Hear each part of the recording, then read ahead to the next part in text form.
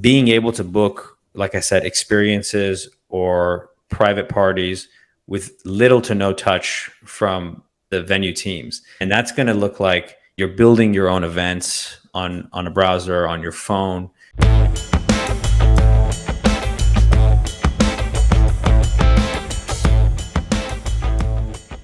Kevan, thank you so much for coming on today, man. I'm really stoked for this conversation. I've been looking forward to this for a while. For the people who don't know about you or Reserve with Rex, tell us who you are and what you guys are up to.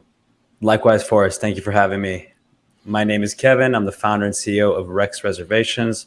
We're an online booking platform for entertainment centers, fun activities, and games. And we're on a mission to create more fun by connecting people to unique experiences. Really happy to be here. Yeah, I love it. It's a really great product. I know you guys are in a lot of different bowling centers. How do you make your way into this kind of a niche? Tell me a little bit about a journey. Yeah, that's certainly a story. We didn't set out to build a product in this space or anything like that, but the story starts maybe 10 years ago or so. My brother and I had started a digital marketing company, making websites, running marketing campaigns, things like that. One thing led to another. We started working with clients in the entertainment space. Lucky Strike Bowling became a client of ours. We did some websites for them. Yeah. There's a company based in New York that's got a few locations across the country called Spin, which is a similar concept for ping pong. And so we started racking up these clients in that space and getting familiar with the industry, building websites, campaigns, things like that. And we kept noticing one thing was happening after we delivered our projects. Every single time we build out these beautiful, cool websites, we deliver them, and then there was a big fall off on the part that went to the booking platform. So there'd be all these fancy videos, buttons, things like that, and then you click, and we would see huge drop off in conversions, and the other external platforms that they were using, they just weren't cutting it. Yeah. So we saw this for a couple of years, and we continued to run the agency. But around 2018, 2019, we started getting more serious about building a solution for this. And so we piloted this solution in right around late 2019 with Lucky Strike. We got ready to launch in 2020. Everything was shut down. So we kept building the product for the next year or so. And then kind of towards the end of 2020, beginning of 21, we launched the product. And we've been building ever since. We've had a lot of good traction. And everything started going so well that we actually decided to shut the agency down, focus full time on Rex and the product side of the business. So that's how we got into the space. We kind of happened by happenstance. We weren't fully expecting it, but we saw this opportunity in the space and we wanted to tackle it head on. Oh, I love that. So it's one of the, not maybe scratch your own itch, but scratch your client's itch of business. Yeah, totally. I mean, we just kept seeing it time after time, same issue. So we set out to build it. And it was cool because we had large enough clients who were giving us feedback the whole time, telling us, hey, this is what we need, this is what works, this is what doesn't. So we were able to iterate quickly and get a product that worked really well out of the gate. Yeah, let's stay on that because there's a lot of different players in the space, but I'm curious, like, what are some of the things that really make a reservation software like critical or like easy to use, or like what are the big things to look for, or that or maybe that you guys had to work on and get right before you could really roll out this solution? Yeah, totally. That's a great question. So there are a ton of players in this space. And the one thing that we focused on from the beginning was always user experience. So what does it look like for the guest to go and make this booking? And we noticed time and time again, a lot of our competitors, the booking portion was an afterthought to a POS system or some other system. And it was kind of piecemeal together and say, hey, guests, figure it out. This is the widget. You got to book it here. We built ours the other way around. So we started from the guest side, what it looks like for them. And then we started building some of the other venue ops pieces. So that was one piece to it. And then the second piece really comes down to flexibility. So how flexible is the system? These bowling alleys, entertainment centers, they all do things a different way. And everybody swears by the way they do things. Right. And there's no real one size fits all. So the key is to be flexible and be able to adapt to different types of venues, to be able to help venues experiment and try things in a different way. So flexibility is at the cornerstone of everything we do. So those two, so really coming at it from the customer checkout experience and the flexibility between different end clients. Yeah, totally. Yeah, I would say design focused on the guest experience, and then flexibility so that the venues can just try different things. They can try pricing one way, pricing another way, and experimenting, trying different campaigns, seeing what works for them. How much of being from outside the industry do you think played a role into that flexibility and looking at it from the customer experience? Because some of the more established bowling specific players I see, the experience is definitely not as streamlined, or there's a lot of different options, and like it almost adds too much complexity because they know too much. Tell me a little bit about coming at it from like a beginner and saying, well, let's just start from scratch. Yeah. So I think it kind of worked out in our favor. My background has always been in product design and creating apps and digital products that convert well. So that's kind of where I started. I just thought, hey, what would this look like if it were redesigned and it was really easy for people to come on, choose what they want to do and make a booking. So that's where we started. And yeah, coming outside of the industry, we had to learn a couple of things that were specific to the venue ops, things like that. Right. So as we learned those things, we were able to bake them into the product, build them there. But I think it was fortunate for us to not have some of that experience right out of the gate and just look at this as a digital product, like building an app like Uber or something like that, where it's designed forward. Yeah, totally new. Whereas you have that, what do they call it? The curse of knowledge, where it's impossible to forget something once you know it. Totally. Cool. So that's a little bit about how you got into it. Tell me a little bit maybe about today, what's working for some of your customers or clients, or where do you see the people who are crushing it? What are they doing right? Yeah. So I think it comes down to what we call the experience economy. And the experience economy is having a resurgence right now. It's having a moment. Yeah. And what's going on is consumers are looking for unique, interesting, fun things to do. And that's what we're seeing with our existing clients and with a lot of new concepts that are opening up. So how does that translate into who's doing well and kind of who's kicking ass right now?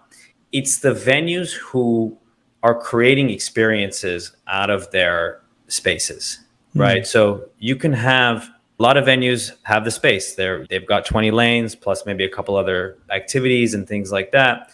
But the difference between simply renting space and creating an experience is really big. And I think that's probably one of the key things I'm seeing right now in what separates some of the venues that are having a lot of success and some of the ones that are kind of stuck doing things the old way. And even though it's having its moment right now with experiences, there is some adaptation and some change that's needed for some of these kind of older centers to get with the new program with what consumers expect now.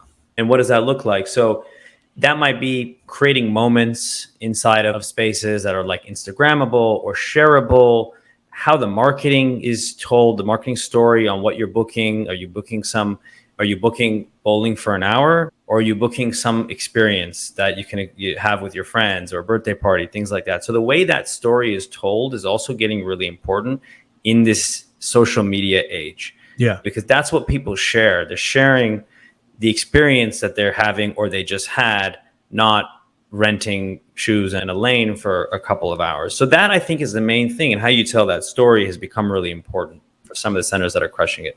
Yeah, it's kind of like the story is like the wrapping paper almost of the product.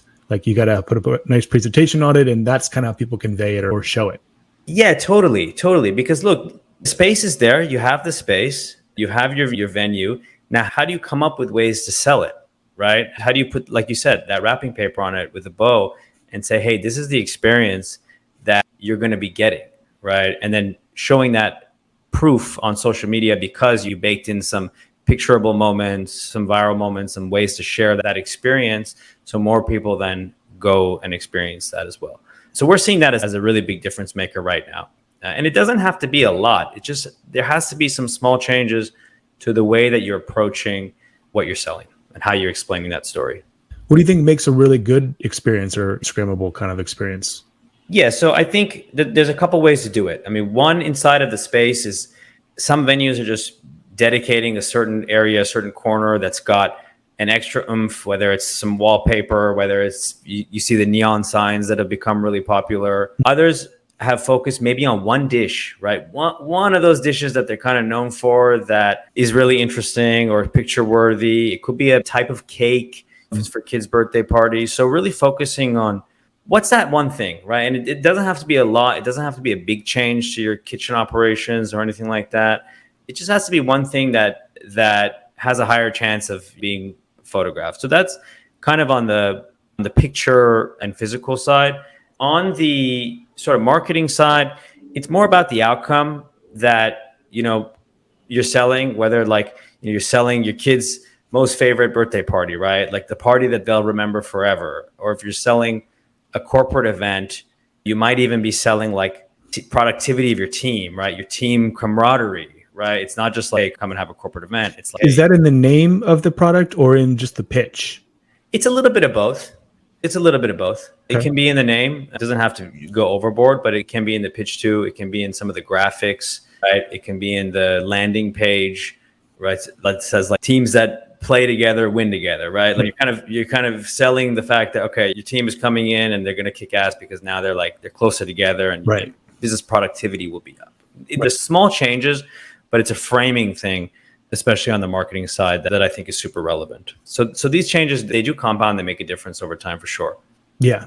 So you think it's like you multiply them all out and one or two of them increase, it multiplies out for the whole thing kind of? Yeah, absolutely. And then you get a couple more experiences sold and that gets shared, that translates to more, right? So you try and have to build something in there that gets more people to book and then more people to share it.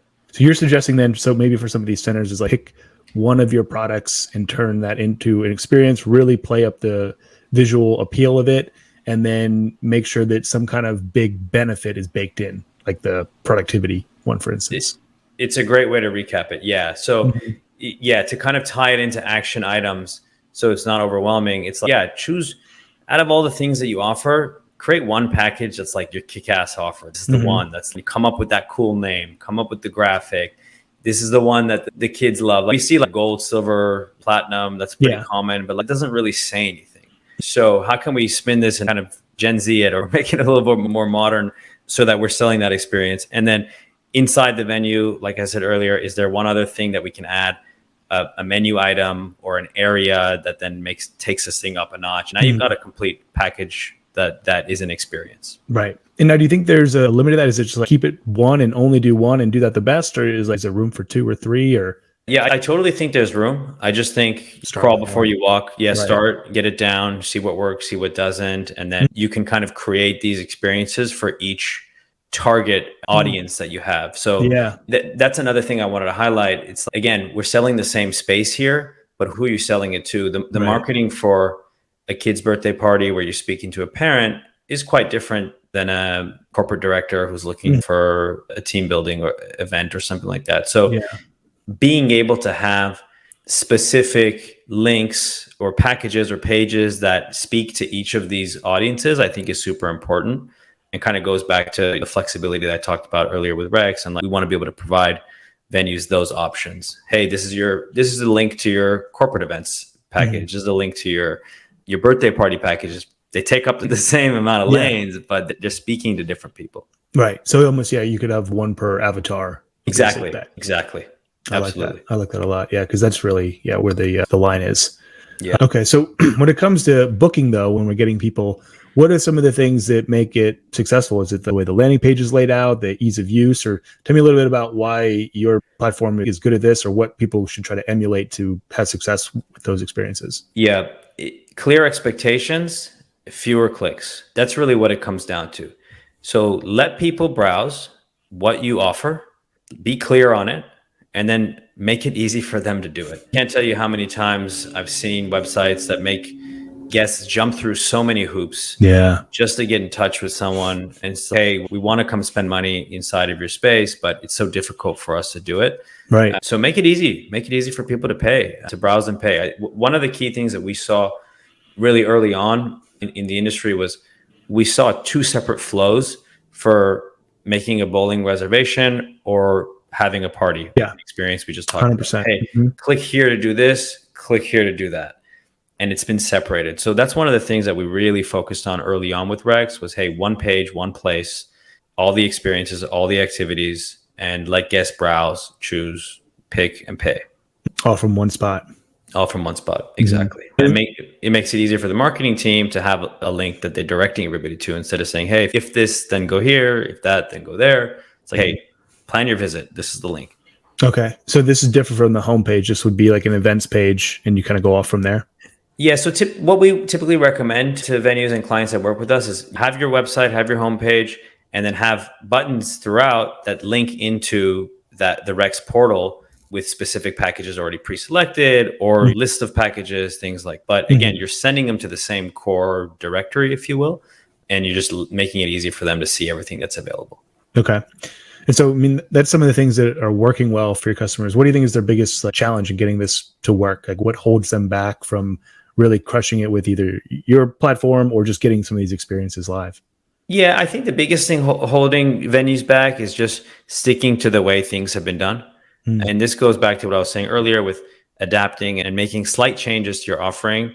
This is slight changes to your operations, right? So you're going to have to make some sacrifices to the way that things have been done, some changes. I think there's some fear from the training side and getting all the staff used to things. So that's definitely a hurdle. But I'll say to the people who are on the fence about that, it's certainly worth it. We have seen significant increases in venues that are willing to shake things up a little, change the way that they're doing it, and modernize a bit. So it is a little bit of a challenge for sure. But if you're willing to kind of get through that hurdle, it's certainly worth it on the other side.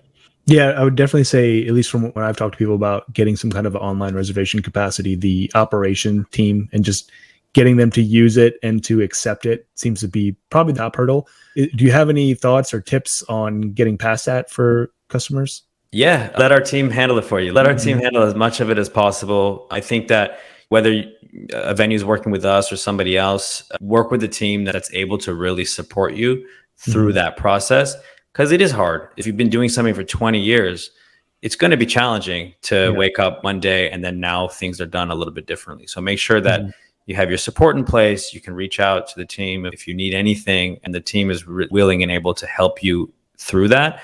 Typically, it takes 3 weeks, 4 weeks till you're comfortable, and it's smooth sailing from there. Typically, just make sure you have the support in that couple week to a month period. So it's just a matter of having good training available, either like recorded training or being able to reach out for the team for specific training. Totally. Okay. Very cool. So then that's a little bit about what's working today. I'd love to hear from you, maybe where you see things going a little bit with reservations, or maybe even the industry, and whether it's experiences or other types of products. Where do you see things going maybe the next 12, 18 months I'd like to go through? Yeah, totally. So I think to better understand how I see things in the next couple of years, we'll look back a little at what happened in the last couple of years. And it was the idea of reservations that became sort of commonplace coming out of 2020, people needing some reservation, whether it was for restaurants, and that became pretty standard. So as we get used to that and try and meet the consumer demand where that is, where consumers expect to have reservations because when they're walking in and all of that, I think the next piece on that is going to be being able to book, like I said, experiences or private parties with little to no touch from the venue teams. And that's going to look like you're building your own events on a browser, on your phone. You're inviting who's going to come. You're sending post invitation cards digitally to the people who are coming, and really being able to design a cool experience just from your phone. So we're already seeing some of that now, but I can see that picking up over the next couple of years for sure, especially as this newer generation that's completely tech and cell phone native are the ones who are becoming the primary people who are making these bookings. So as that happens, I think it's just going to become more and more low touch, and people are going to be able to expect to do everything and have all the information at their fingertips through their phone. What does the menu look like? What's available exactly at this time? What does the room look like? I want to see where I'm going to be doing this.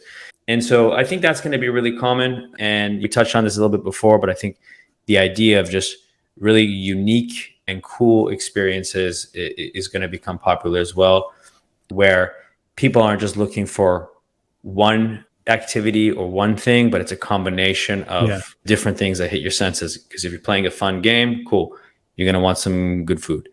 right? Or you want another game, or you want good cocktails if it's a place that sells cocktails. So this kind of combination of things, I think, is going to become more popular for the next couple of years as well. Yeah, no, I tend to agree. The one thing you brought up that I think is, I've always questioned, or at least I wonder how you approach it, is somewhat of this trade-off of the simple booking, like you book a lane or 2 lanes, 5, 6 people, whatever, versus the more involved party. You're talking about designing on your phone. It seems like there's somewhat of a trade-off. Like the simple, more basic package you do, it's easy to book. It's very straight line, just book here, done. Whereas creating that starts to add some complexity, especially from the software perspective.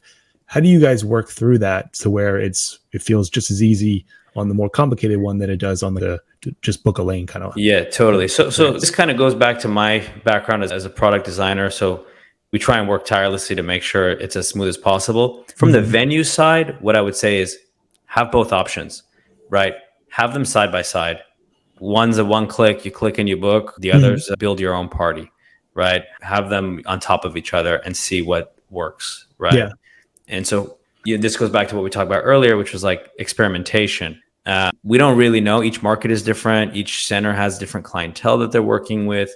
So there isn't a one size fits all. So try both. Try something that's, hey, straightforward reservations, 2 clicks to check out, and then try one that's a build your party and you can customize and then see what happens. I mean, typically the ones that are going to take a little bit longer and might have lower conversions, they're going to be higher value, right? You might be getting 2 or 3x the revenue on one of these packages. So it might be worth it to definitely try that out and see how it takes. Yeah. So, and I mean, I asked that because there's, like we talked about, there's a lot of different options out there for these reservation softwares. And it seems like some tend to optimize more for the upsells and the ability to customize and make all these things. But then they're a lot more difficult to use for the end user. Whereas some of them optimize the other way, where it's like click here and click there and it's done, but that's all it can do. It can't do anything else. So no choice. It's almost like I always compared to like golf clubs. It's like one's your driver, one's your putter, but how do you create something that can do both is the hard part, right? Yeah. I like to think that we're kind of on our way there. For us, like I said, we started really focused on the design side, and then we're really careful about the different options that we introduce. And we want to make sure that it's seamless, that it works. And we always want to check when we introduce new things, how are the conversions doing? Are they still doing well? Is this still the best in class guest experience for booking? If it doesn't meet that criteria, we're just simply not going to launch it. So it might take a little bit more time for some of these things to come out, but we want to be really careful and thoughtful about all these features that we introduce to make sure, hey, no matter what we do, it's guest focused. That's always top of mind. Yeah. Well, and yes, I know we're coming close to the top of the hour, but before we go, tell me a little bit about maybe some of the conversions or the business metrics that you guys have seen as far as like conversion rates or revenue added. I know one of the things that I've learned recently about online reservations is this almost mental thing where you book it online, you pay for it, you come in, and it's like the transaction is completely gone from before. Your clean slate come in and they end up spending twice as much just because it's 2 different separate transactions. Tell me about some of the things that you've seen for people who are implementing your software. Yeah, that's exactly right. We're seeing 20% to 50% increases depending on if venues had reservations online or not. But we're seeing huge increases. And it's exactly for that reason. We always encourage our venues to collect 100% of the deposit for the booking upfront if it's a general traditional reservation. And then that's paid. And then they're going to come in. It's almost impossible that they don't spend more money when they come into the venue, whether they buy some more food, whether they buy drink, whether they extend gameplay, right? All of these things add up, and essentially it's revenue that wasn't there before that is being added. So we're seeing on the low end, 20% up to upper bounds of 50% increases. And the 50% comes when some of those experiences I talked about have been added to the mix, some of those upsells, because let's say you're a venue that has no bookings online. It's call us to book. Okay. Well, step 1, add traditional reservations to the website. You might see a 20% boost just on that, because now you're collecting revenue, you're optimizing your space, you can sell your downtime for a little bit cheaper, right? And so now you've got that. You run that for a couple of months, and then you add packages and experiences. And so instead of renting out a lane for $50, you're now selling a $200 package. Well, what is that going to do to revenue, right? So you might sell you might sell 20% more of those packages. So that really has a big effect on the bottom line. We see huge increases, and that's not just for small venues. We see them for big venues as well. They see large upticks in revenue. And you're saying revenue is as far as like average ticket or revenue overall, or what revenue? Yeah, so revenue overall, what we see as far as average ticket, that will generally tick up with the packages and the experiences. It's not going to go up too much from not having reservations to having reservations. That'll generally stay the same. But once you put in some food and beverage upsells and some packages, things like that, you'll see an immediate uptick there. Okay. Yeah, that makes complete sense. Cool. So anything else you see coming down the pipeline or you guys are working on? I'm curious as far as getting reservations for these bowling centers. Yeah, we're doing a couple of things. So we're doing yet another design update. We always want to stay fresh. We always want to be best in class design. Another thing that we really focus on are integrations. We want to play nicely with a lot of the other tools and systems in the ecosystem. We see that as really important. So we partner with a lot of other technology companies, making sure that if somebody books on Rex, it talks to the other systems and things like that. So that's something we're really investing in. And then, I talked about some of those abilities to be able to book events, things like that's coming down the pipe as well. So we've always got a really busy roadmap. Every quarter, we're pushing updates, as many as we can get in there. And we don't really anticipate slowing down for the next couple of years. Right on. Yeah, no, Kevan, this has been awesome. I always enjoy talking to you. You have a great mindset for marketing and in software and in business in general. So it's great to get your perspective on some of this stuff. I really appreciate it, Forrest. I enjoyed the conversation as well. So for people who are interested in learning more about Reserve with Rex, where should they go to learn more? Yeah, just come check us out, reservewithrex.com, reservewithrex.com. We've got all the info there. Same on all the social media, Instagram as well. Right on. Cool. Well, thanks again for coming on, Kevan. This has been a pleasure, and I look forward to doing it again sometime soon. Likewise, Forrest. Thanks for having me. Thanks, Cheers. man.